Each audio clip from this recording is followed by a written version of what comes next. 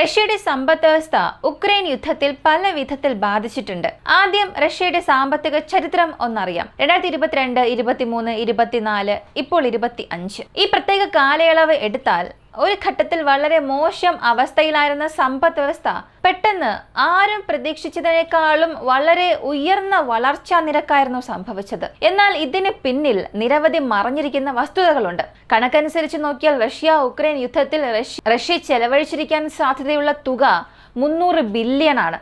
അപ്പോൾ ഈ 300 ബില്യൺ ചിലവ്, മാൻ പവർ ഷോർട്ടേജസ്, ഇവയെല്ലാം റഷ്യ എങ്ങനെയാണ് നേരിടാൻ പോകുന്നത്? റഷ്യക്ക് വലിയ സാമ്പത്തിക നഷ്ടം ഇത് കാരണം സംഭവിച്ചിട്ടുണ്ടോ? ഇതാണ് ഈ വീഡിയോയിലൂടെ വിശദമായി അറിയാൻ പോകുന്നത്.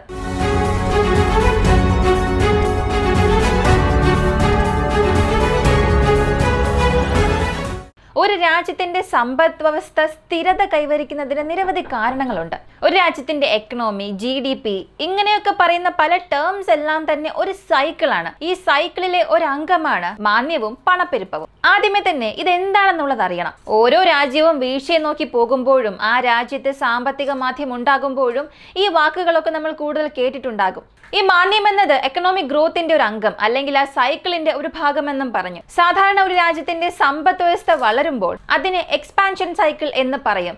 അതായത് ആ രാജ്യത്തിന്റെ സമ്പദ് വ്യവസ്ഥ വളരെ ബ്ലൂം ആയിക്കൊണ്ടിരിക്കുകയാണ്. ആ രാജ്യം വളർച്ചയെ നോക്കി പോകുമ്പോൾ അതൊരു പീക്ക് അറ്റൈൻ ചെയ്യും.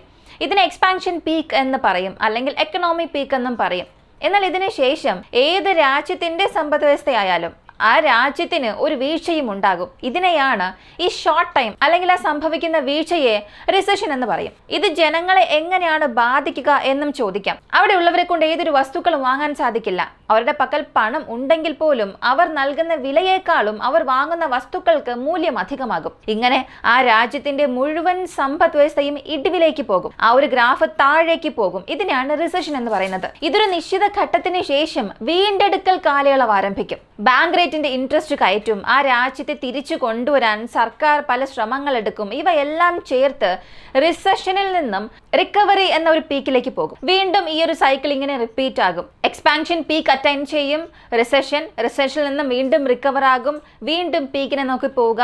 ഒരു രാജ്യത്തിന്റെ സാമ്പത്തിക വളർച്ചയും സാമ്പത്തിക ചക്രവും ഇങ്ങനെയാണ് തുടരുക. ഇനി പണപ്പെരുപ്പം എന്താണെന്ന് ചോദിക്കാം. പണപ്പെരുപ്പം ആ രാജ്യത്ത് സംഭവിക്കാവുന്ന വിലക്കയറ്റത്തെ ഭാഗികമായി സൂചിപ്പിക്കാം. പക്ഷേ അതുമാത്രമല്ല കാരണം. അതിന് മറ്റ് സാധ്യമായ കാരണങ്ങൾ ഞാൻ പിന്നീട് വിശദീകരിക്കാം. ഇനി റഷ്യയുടെ സമ്പദ് വ്യവസ്ഥയും റഷ്യയുടെ യുദ്ധ ചിലവിനെയും കുറിച്ച് പറയാം. ഈ യുദ്ധകാല സമ്പദ് വ്യവസ്ഥ എന്നൊരു വാക്കുണ്ട്, വാർ ടൈം എക്കണോമി. അപ്പോൾ വാർ എക്കണോമിക് ഗ്രോത്ത്, അതാണ് റഷ്യയുടെ സമ്പദ് വ്യവസ്ഥയെ നിലവിൽ നയിച്ചുകൊണ്ടിരിക്കുന്നത്. ഇപ്പോൾ റഷ്യൻ സമ്പദ് വ്യവസ്ഥയെ സംബന്ധിച്ചിടത്തോളം 2022 കണക്കനുസരിച്ച് നോക്കിയാൽ അവരുടെ മൊത്തത്തിലുള്ള വളർച്ച 2.3 ട്രില്യണിൽ നിന്നും 2.5 ട്രില്യനായി വളർന്നു. അതും ശരാശരി ഇന്ന് വരെയും 2.5 നിന്നും 2.7 ഇങ്ങനെ ഫ്ലക്ച്വേറ്റ് ആയിക്കൊണ്ടിരിക്കുകയാണ്. അപ്പോൾ ലോകത്തിലെ ഒരു പ്രധാനപ്പെട്ട സമ്പദ് വ്യവസ്ഥയാണ് അവർക്കുള്ളത്. എന്നാൽ 2022 അവരുടെ പ്രതിരോധ ചിലവ് അവർ അന്ന് ചെയ്തതിനും ഇന്ന് ചെയ്തതിനും നിരവധി വ്യത്യാസമുണ്ട്.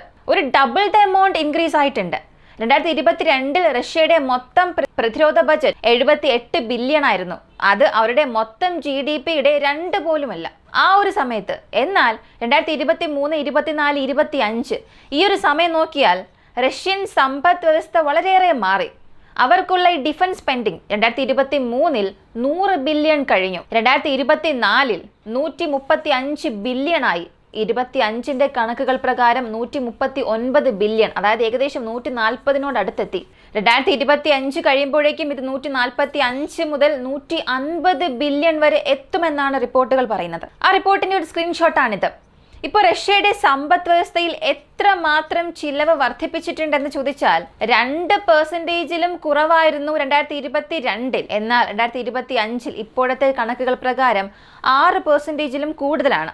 ഇത് നാറ്റോ നിയമത്തേക്കാൾ കൂടുതൽ സ്പെൻഡിങ് റഷ്യയുടെ ഡിഫൻസിന് വേണ്ടി തന്നെ ചിലവഴിച്ചിട്ടുണ്ട്. 2025 ഈ 140 ബില്യൺ എന്ന് ഞാൻ പറഞ്ഞല്ലോ, ഇത് ഇവരുടെ മൊത്തം ബജറ്റിന്റെ 30% കൂടുതലാണ്. അവരവരുടെ സൈന്യത്തിന് വേണ്ടി മാത്രം വലിയൊരു തുക ചിലവഴിക്കേണ്ടി വരുന്നുണ്ട്. ഇപ്പോൾ ഒരു യുദ്ധ സാഹചര്യത്തിൽ ഒരു രാജ്യത്തിന്റെ സമ്പദ് വ്യവസ്ഥയ്ക്ക് തിരിച്ചടി നേരിടും. അങ്ങനെയാണ് റഷ്യയ്ക്കും തിരിച്ചടി സംഭവിച്ചത്. 2022 നമ്മളത് കണ്ടതുമാണ്. കാരണം അക്കാലത്ത് റഷ്യയിൽ പണപ്പെരുപ്പ നിരക്ക് ഒരു ഘട്ടത്തിന് ശേഷം 28% കൂടുതലായിരുന്നു. അങ്ങനെയാണെങ്കിൽ റഷ്യ എങ്ങനെയാണ് തിരികെ വന്നത്? 2023 തുടക്കത്തിലൊക്കെ നോക്കിയാൽ യൂറോപ്പിന്റെ വളർച്ചയേക്കാൾ റഷ്യയുടെ ഗ്രോത്ത് ഫാക്ടർ വളരെ കൂടുതലായിരുന്നല്ലോ. അതിനുള്ള കാരണം എന്താണ്? റഷ്യ ഇപ്പോൾ എങ്ങനെയാണ് സസ്റ്റെയിൻ ചെയ്യുന്നത് നോക്കിയാൽ ഇതിന് പുറകിൽ ഒരു വലിയ തന്ത്രം തന്നെയുണ്ട്. എന്നാൽ ഇത് റഷ്യക്ക് എത്രത്തോളമാണോ പോസിറ്റീവ് ആകുന്നത് അത്രത്തോളം തന്നെ എത്രയും പെട്ടെന്ന് നെഗറ്റീവായി മാറാനും സാധ്യതയുണ്ട്. ഈ വാർ ടൈം എക്കണോമി എന്ന് പറയുമല്ലോ, അതായത് യുദ്ധകാലത്ത് സംഭവിക്കുന്ന മാറ്റങ്ങളെ നോക്കി സർക്കാർ പ്രവർത്തിക്കുക, അതിന്റെ ഫലമായി ഉണ്ടാകുന്ന സാമ്പത്തിക വളർച്ച. ഇപ്പോൾ റഷ്യയും ഏതാണ്ട് അതേ അവസ്ഥയിലാണ്. അതെങ്ങനെയാണ് സംഭവിക്കുക? ഒരു യുദ്ധം സംഭവിക്കുമ്പോൾ യുദ്ധകാല സാഹചര്യത്തിൽ ഒരു രാജ്യം വീഴ്ചയെ നോക്കിയല്ലേ പോകേണ്ടത്? പിന്നെ എങ്ങനെയാണ് അവിടെ വളർച്ച ഉണ്ടാവുക എന്ന് ചോദിക്കാം. പക്ഷെ അങ്ങനെയല്ല. സാധാരണ ഒരു രാജ്യം സ്പെൻഡ് ചെയ്യുകയാണ്, അവരുടെ ഡിഫൻസ് ബഡ്ജറ്റ് അലോക്കേറ്റ് ചെയ്യുമ്പോൾ അതിൽ നിരവധി പൊതു പദ്ധതികൾ നടപ്പിലാക്കേണ്ടി വരും. കൂടാതെ അവർക്ക് ലഭിക്കുന്ന വരുമാനത്തിൽ നിന്നും പൊതുജനങ്ങൾക്ക് വേണ്ടി കൂടുതൽ ചിലവഴിക്കാൻ അവർ നിർബന്ധിതരാകും. എന്നാൽ യുദ്ധകാല സാഹചര്യത്തിൽ യുദ്ധകാല സമ്പദ് വ്യവസ്ഥയിൽ ആ രാജ്യത്തിന് ആവശ്യമായ പ്രതിരോധ ബജറ്റ് വർദ്ധിപ്പിക്കും. ഡിഫൻസ് സംബന്ധിക്കുന്ന ഫാക്ടറീസ് എല്ലാം 24 മണിക്കൂറും പ്രവർത്തിക്കും. അവിടെ കൂടുതൽ തൊഴിലാളികൾ കുറഞ്ഞ ശമ്പളത്തിൽ ജോലി ചെയ്യും. ഏകദേശം അവരുടെ എല്ലാ ഫാക്ടറീസും ഓവർ ടൈം കഴിഞ്ഞും റൺ ചെയ്യും. ഇങ്ങനെ ഇവരുടെ ഈ ഒരു പ്രൊഡക്ഷൻ അധികമായിക്കൊണ്ടിരിക്കും. അതുവഴി അത് അവരുടെ രാജ്യത്ത് ഉപയോഗിക്കുന്നതും മറ്റ് രാജ്യങ്ങൾക്ക് കയറ്റുമതി ചെയ്യുന്നതും കുറഞ്ഞ വിലയിൽ മറ്റ് പ്രോഡക്ട്സ് ഡിസ്കൗണ്ട് പ്രൈസിൽ നൽകുക. ഇങ്ങനെ വരുമാനം ആ രാജ്യത്തിൽ കൂടുതലായും വരും. അത് ആ രാജ്യത്തിന്റെ സമ്പദ് വ്യവസ്ഥയെ ഒരു പരിധി വരെ സ്ഥിരപ്പെടുത്തുന്നതിനും ഗ്രോത്ത് ഫാക്ടർ കാണിക്കാനും ഇതൊരു വലിയ വഴിത്തിരിവായി മാറും. റഷ്യയുടെ സമ്പദ് വ്യവസ്ഥയും നിലവിൽ സമാനമായൊരു സാഹചര്യത്തിലാണ് പ്രവർത്തിക്കുന്നത്. കാരണം അവരുടെ സമ്പദ് വ്യവസ്ഥ ശരാശരി 3 മുതൽ 6% വരെയും വളരുകയാണ്. 2023 മുതൽ ഇന്ന് വരെ വളർന്നുകൊണ്ടിരിക്കുകയാണ്. അപ്പോൾ 2022 അവർ ഈ എക്കണോമി താഴേക്ക് ഇടിഞ്ഞു വീണല്ലോ. ആ സമയത്ത് അവർ എങ്ങനെയാണ് ഇതിനെ ഓവർകം ചെയ്തത്, എങ്ങനെയാണ് ഇതിനെ മുകളിലേക്ക് കൊണ്ടുവരാൻ ശ്രമിച്ചതെന്ന് ചോദിച്ചാൽ 2022 പണപ്പെരുപ്പ നിരക്ക് ഏകദേശം 28% ആയിരുന്നു. ആ സമയം അത് നിയന്ത്രിക്കാനുള്ള ഏക മാർഗം നികുതി വർദ്ധിപ്പിക്കുക എന്നുള്ളതായിരുന്നു. റഷ്യയുടെ സെൻട്രൽ ബാങ്കും അത് തന്നെ ചെയ്തു. ഇപ്പോൾ പലർക്കും ഇതൊന്നും അറിയില്ല. ടാക്സ് ഇൻക്രീസ് ചെയ്താൽ എങ്ങനെ പണപ്പെരുപ്പം കുറയുമെന്നൊക്കെ ചോദിക്കാം. കാരണം മാർക്കറ്റിൽ 100 രൂപ കൊടുത്തൊരു വസ്തു വാങ്ങുകയാണ്.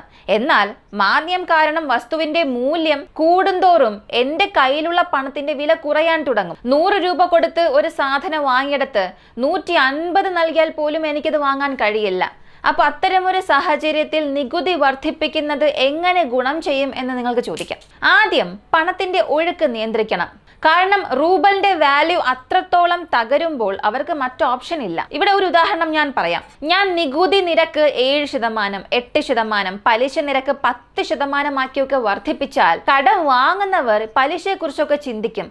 പൊതുജനങ്ങൾ വായ്പയ്ക്കായി ബാങ്കിലേക്ക് പോകില്ല. വലിയ വലിയ ബിസിനസ്സുകാർ പോലും വായ്പയ്ക്കായി ബാങ്കിൽ പോകില്ല. അങ്ങനെ ആകുമ്പോൾ അവിടെ പണത്തിന്റെ ഒഴുക്ക് ഒരു പരിധിവരെയും നിയന്ത്രിക്കപ്പെടുന്നു. ഇങ്ങനെ നിയന്ത്രിക്കപ്പെട്ടാൽ അവിടെ സൃഷ്ടിക്കപ്പെടുന്ന ഒരു ഡിമാൻഡ് കുറയും. ജനങ്ങൾക്ക് ഒരു സാധനം വാങ്ങാൻ കഴിയുന്ന നിരക്കും കുറയും. അപ്പോൾ കൃത്രിമമായി സൃഷ്ടിക്കപ്പെടുന്ന ആ ഒരു ഡിമാൻഡ് കുറയാൻ തുടങ്ങും. സാധനങ്ങൾക്കുള്ള പണം കുറയാൻ തുടങ്ങും. പിന്നെ ഈ പലിശ കുറച്ചാൽ എല്ലാം സാധാരണ രീതിയിലേക്ക് മാറും. അതിനാൽ ഈ പലിശ നിരക്കൊക്കെ കൃത്രിമമായി ഉയർത്തുകയും പൊതുജനങ്ങൾക്കിടയിലുള്ള പണത്തിന്റെ ഒഴുക്ക് കുറയ്ക്കുകയും ചെയ്താൽ സംഭവിക്കാൻ സാധ്യതയുള്ള പണപ്പെരുപ്പവും കുറയ്ക്കാൻ കഴിയും. അതെല്ലാ രാജ്യവും ചെയ്യാറുണ്ട്. അതാണ് റഷ്യയും ചെയ്തത്. ഇങ്ങനെ അവർ ചെയ്ത വളരെ ശക്തമായ നിർണായകമായ തീരുമാനം കാരണം അവരുടെ സമ്പദ് വ്യവസ്ഥ, യുദ്ധകാല സമ്പദ് വ്യവസ്ഥ കുറച്ചുകൂടെ തന്നെ ദൃശ്യമാക്കി. ഇതിന് ഒരു നല്ലൊരു ഉദാഹരണം കൂടെ പറയാം.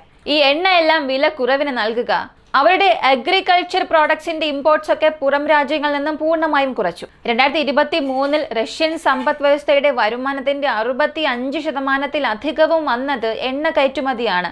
അതിനു പുറമെ ആയുധ വിൽപ്പനയിൽ വലിയ ലാഭമൊന്നും ഇല്ലെങ്കിലും ഇതിനകം നിശ്ചയിച്ചിട്ടുള്ള ഇടപാടുകളിൽ നിന്നാണ് പണം ലഭിച്ചത്. പിന്നെ അവരുടെ ധാന്യങ്ങളുടെ കയറ്റുമതി ആഫ്രിക്കൻ ഭൂഖണ്ഡങ്ങളിലേക്ക്, യൂറോപ്യൻ യൂണിയനിലേക്ക് ഇവിടങ്ങളിൽ കയറ്റുമതി ചെയ്തത്. ഇങ്ങനെ ഇവിടെ മൊത്തം വരുമാനത്തിന്റെ 30%-ലധികം ഇതിൽ നിന്നുമാണ് ലഭിച്ചത്. അതിനാൽ ഈ എണ്ണ കിഴിവ് വിലയ്ക്ക് വിൽക്കുന്നതിനാൽ ആ സ്ഥലത്തെ ഉൽപാദനം കൂടുതൽ വർദ്ധിച്ചു. ഇത് റഷ്യയിലെ ക്യാഷ് സർക്കുലേഷൻ വർദ്ധിപ്പിച്ചു. കൂടാതെ അവരുടെ രാജ്യത്തിന്റെ സമ്പദ് വ്യവസ്ഥയെ സ്ഥിരപ്പെടുത്തുകയും ചെയ്തു. റഷ്യയുടെ പ്രാദേശിക കറൻസി റൂബൽ വ്യാപാരം ചെയ്യാനുള്ള ഒരു ഓപ്ഷൻ റഷ്യ കൊണ്ടുവന്നതിന് ശേഷം റൂബലിന്റെ മൂല്യവും സ്റ്റേബിളായി. ഇടിവിന്റെ വക്കിലുണ്ടായിരുന്ന റൂബലിന്റെ മൂല്യം സ്ഥിരപ്പെടുത്താൻ റഷ്യ എന്തുകൊണ്ട് ഇത്തരം തീരുമാനങ്ങൾ എടുത്തു എന്നുള്ളത് നിങ്ങൾക്ക് ഇപ്പോൾ മനസ്സിലായിട്ടുണ്ടാകും.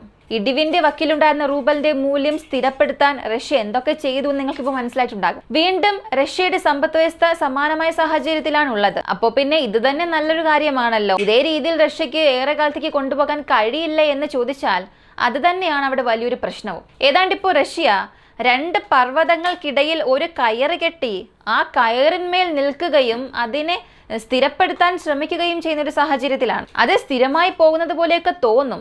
എന്നാൽ യുദ്ധ സമ്പദ് വ്യവസ്ഥ ഏറെ ദിവസത്തേക്ക് എങ്ങനെ സ്റ്റേബിളായി കൊണ്ടുപോകാൻ സാധിക്കില്ല. എങ്ങനെയാണോ മുകളിലേക്ക് പോയത് അതുപോലെ തന്നെ അത് താഴേക്കും വരും. പെട്ടെന്ന് അവിടെയുള്ള ഇൻഫ്ലമേഷനിൽ എന്തെങ്കിലും ഒരു പ്രശ്നം സംഭവിച്ചാൽ, ഈ സമ്പദ് വ്യവസ്ഥയിൽ പരിഹരിക്കാൻ കഴിയാത്ത എന്തെങ്കിലും ഒരു പ്രശ്നം വന്നാൽ എത്ര വേഗത്തിലാണോ അത് മുകളിലേക്ക് വന്നത് അതിനേക്കാൾ വേഗത്തിൽ ഇത് താഴേക്ക് ഇറങ്ങുകയും ചെയ്യും. റഷ്യയ്ക്കും ഇതറിയാം. വ്ളാഡിമിർ പുടിൻ അടുത്തിടെ ഒരു കാര്യം പറഞ്ഞിരുന്നു. ഈ 300 ബില്യൺ എന്നത് പുറമേയുള്ള ആളുകളാണ് ഒരു എസ്റ്റിമേഷനായി പറയുന്നത്. ഇതിനെക്കുറിച്ച് പുടിൻ ഒന്നും സംസാരിച്ചിട്ടില്ല. എന്നാൽ റഷ്യ ഏകദേശം ഒരു റിസഷന്റെ വക്കിലാണ് നിൽക്കുന്നത്. പ്രതിരോധ ബഡ്ജറ്റ് കുറച്ചുകൊണ്ട് നമുക്കിത് പരിഹരിക്കാൻ കഴിയുമെന്ന ധാരണയൊക്കെയുണ്ട്. ഇതിനെക്കുറിച്ചുള്ള പഠനങ്ങൾ നടത്തി വരികയാണ്.